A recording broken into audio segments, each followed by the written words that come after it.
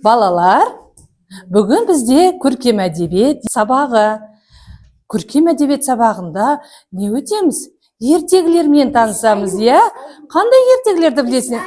3 аю, 7 лақ, жарайсыңдар. Балалар, бүгінгі біздің сабағымыз ерекше болғалы тұр, я? Өзіміз бір ертегі құрастырайық. Қандай кейіпкерлер болсын? Аю, түлкі, қоян. Менің ертегімде аю, қоян және түлкі болса, олар қызықты оқиғаларды бастан кешсе.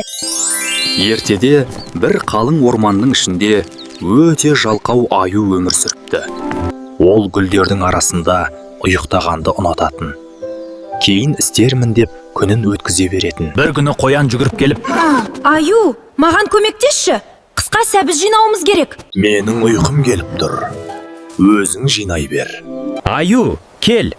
Қыста тоңбас үшін үй салайық. Үй салу қиын ғой. Бұлттарды тамашалаған қызық. Көп ұзамай қыс келіп, орман аппақ қарға оранды. Аюдың қарны ашып, қатты тоңды. Қоян оны аяп, жылы інінде сабызымен бөлісті. Біз саған көмектесеміз, бірақ сен енді жалқау болмауың керек. Аю енді еңбекқор болды. Ол достарына көмектесіп, бірге жұмыс істеуді үйренді.